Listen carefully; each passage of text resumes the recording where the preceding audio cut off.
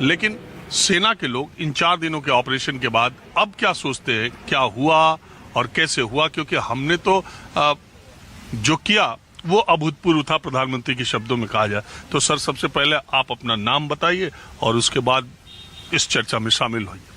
रंजन जी, पहले तो मेरा सौभाग्य है आपसे बात करने का, मेरे को बहुत खुशी है। ये जगह है अरुण विहार कम्युनिटी सेंटर।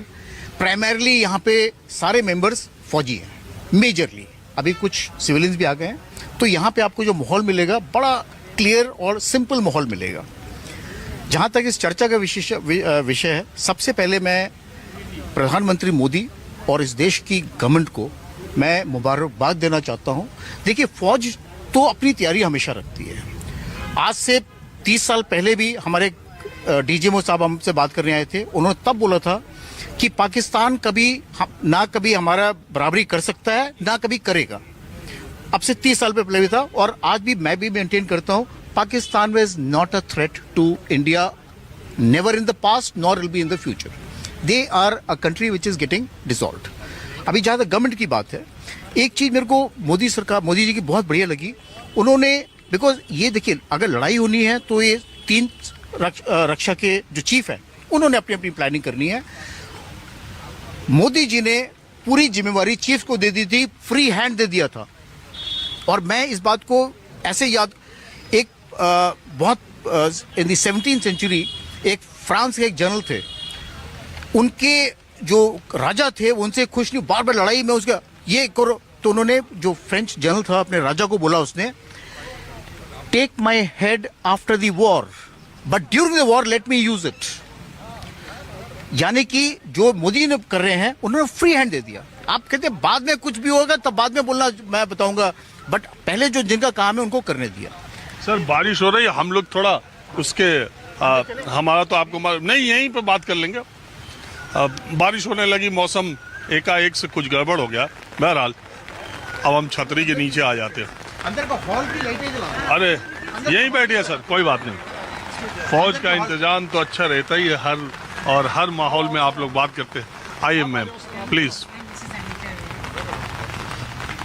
जी, अपनी बात कंटिन्यू करें मौसम की वजह से। तो मैं फ्रांस के जनरल साहब की बात बता रहा था, वही जो मोदी, जो जैसा होने चाहिए लड़ाई के लिए फ्री हैंड चाहिए, मोदी सरकार ने दिया। और इसके पहले जहां तक मेरे को मालूम है, इसकी पिछली सरकारें बहुत रिस्ट्रिक्शन लगा के रखती थी फौज को, इसलिए वो अपना काम ठीक से नहीं कर पाते थे। फौज हमारी तीनों सेनाएं बहुत ही दुरुस्त हैं और बहुत ही अव्वल दर्जे की ट्रेनिंग है, और मोराल जवानों का बहुत हाई है। तो इसलिए पाकिस्तान तो कभी भी टिक नहीं सकता।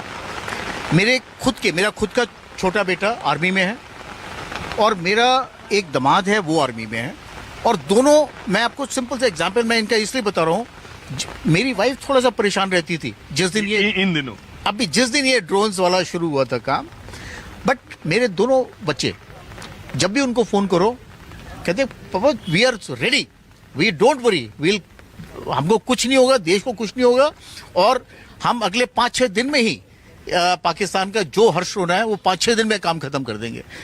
ये मोरल था उनका।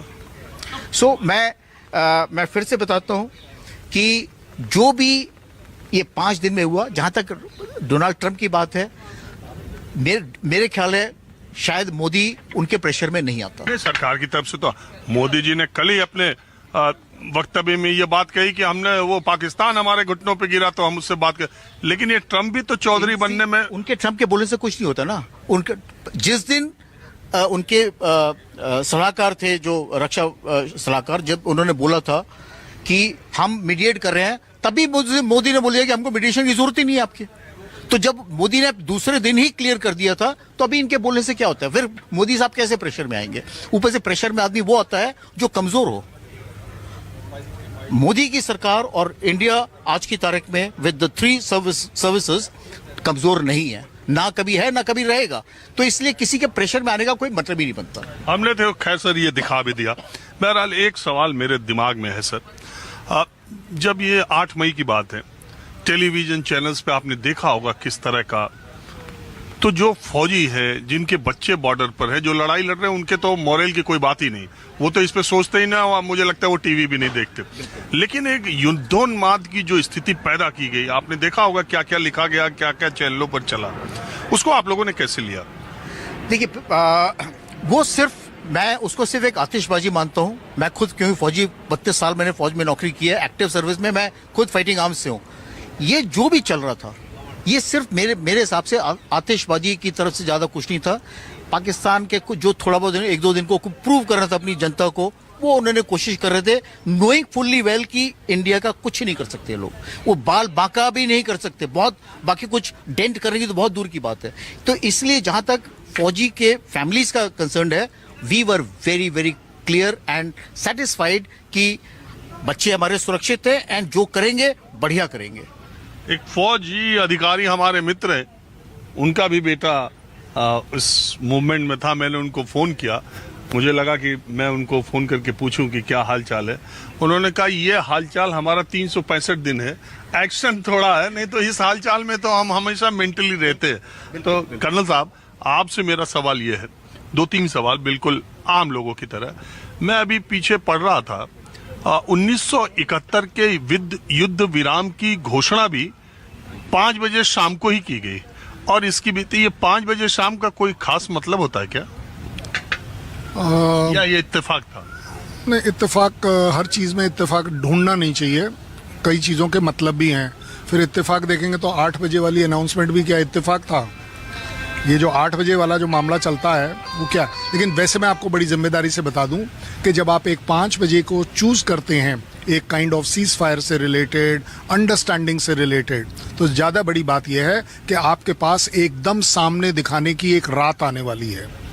आप उसमें कहाँ तक उसको इम्प्लीमेंट करेंगे, और अगला दिन जब आप सुबेरे उठें, आप देखें तो आपके पास एक नया दिन होना चाहिए जहाँ टेंशन्स कम हुई हैं, खत्म हुई हैं। अच्छा सर, एक चीज मैं ये जानना चाह रहा हूँ, भारत की सेना ने जो काम किया है वो अभूतपूर्व है, और पाकिस्तान, प्रधानमंत्री ने इस शब्द का प्रयोग किया कि उतने भीतर तक जाके एयरफोर्स ने जो स्ट्राइक की, भारतीय सेना को एक तरफ रख दिया जाए। लोग सरकार पे सवाल उठाने लगे कि जब वक्त था पीओके लेने का और आज तक आप इतनी बातें करते थे, और आपने क्यों सीज फायर किया, तीसरे दबाव, इसका फौजी अधिकारियों से कोई लेना देना आप इस तरफ सोचते हैं? ये सवाल हमारे प्रेस कॉन्फ्रेंस में हमारे जर्नल से भी पूछा गया था इससे रिलेटेड कि कितने लोग मारे गए। मैं आज आपको ही बोल रहा हूँ, जाके गिने ना, हमारे से क्यों पूछ रहा है? नहीं, मैं मारे जाने का नहीं, मैं आ रहा हूँ उसी पर आ रहा हूँ। तो हमारे वो जनरल साहब ने यही बोला था कि गिनना हमारा काम नहीं है। इसी तरह फौज का काम ये बिल्कुल नहीं है कि मेरी आवाम और मेरे प्राइम मिनिस्टर के बीच में जो सवाल जवाब चल रहे हैं उस पर मैं टिप्पणी ना करूं एज अ फौजी। लेकिन आज की तारीख में मैं एक सर्विसमैन हूं, मैं भी उसी आवाम का पार्ट हूं जहां सवाल जवाब किए जा सकते हैं। सवाल जवाब करना आपका हक बनता है, लेकिन आपके सवाल जवाब अपने ही प्रधानमंत्री से देश विरोधी नहीं होने चाहिए, देश के सपोर्ट में होने चाहिए। आपको क्या सवाल करना चाहती है एज आवाम, आप मुझे बता दो, मैं आपको भी बता देता हूँ कि क्या होना चाहिए क्या नहीं। नहीं, ये कि ये ट्रम्प की क्या हैसियत है, ये क्यों बोल रहा है बीच में? ट्रम्प की क्या हैसियत थी? आप एक बात, हमने एक स्टैंड लिया हुआ है कि जब हम भारत से, पाकिस्तान से हम बातचीत नहीं करेंगे, टेरर टॉक्स नहीं चलेंगे। हाँ, ये तो पहले से है। हाँ, तो अब हम नहीं कर रहे ना बात, हम कहाँ बात कर रहे हैं? नहीं, उसके ट्रम्प के बीच में आने से एक संदेह तो पैदा हुआ कि ये तीसरा कहां से बोल रहा है भाई। हालांकि मैं ये भी कह रहा हूं, सरकार ने आउटराइटली रिजेक्ट कर दिया, तो बात ही खत्म हो गई ना। बेगानी शादी में अगर अब्दुल्ला दीवाना होने को राजी है, उस अब्दुल्ला की प्रॉब्लम है, हमारी प्रॉब्लम नहीं है। और एक बात वैसे बता दूं कि ट्रम्प का कहना, हेलो, मेरा ये कहना है कि ट्रम्प जो कह रहे हैं या कहा जो उन्होंने था, वो अपने आप को जस्टिफाई कैसे करते हैं? एक तरफ से तो वो दिखा रहे थे कि वो इंडिया रिलेशंस उनके बड़े अच्छे हैं, बहुत मजबूत हैं, और एक तरफ उन्होंने चाइना और बाकियों को क्या जस्टिफाई करते, that who is the super power today, he was trying to show that. But वो एक तरह से टेस्ट कर रहे थे शायद हमारे सिस्टम को, हमारे आर्मी लोगों को, कि भाई, या जनता को टेस्ट करने की कोशिश कर रहे थे कि देखिए, एक तरफ से तो हम आपके we are your well wishers और हम पूरी तरह से we are condemning, but it was not like this. अगर ऐसा होता तो शायद इंडिया ने तो रिस्पेक्ट कर ही रहा था, India was not trying to attack. India तो वो कहते हैं ना, एक्शन होता है तो रिएक्शन करना पड़ता है। They wanted, I think it was high time that we had to stand up against the wrong. This was not a war, मैं इसको एक वॉर नहीं समझ रही, इसको मैं एक समझ रही हूँ कि आज टाइम आ गया है जहाँ पे आप और हमको सब कुछ क्लियर दिख रहा है कि कोई हमारे साथ नहीं होगा। Finally it is we we India has to stand up for itself. या इंडिया कोई बैठ के बैठ तो नहीं सकता है ना। अभी तक क्या कर रहे थे हम कि we were just trying to, जो आज हमको नज़ारा दिख रहा था, it was not that we were attacking, it was we were trying to make sure that we don't put that first attack या फर्स्ट हम कदम ना लें, बट देन जब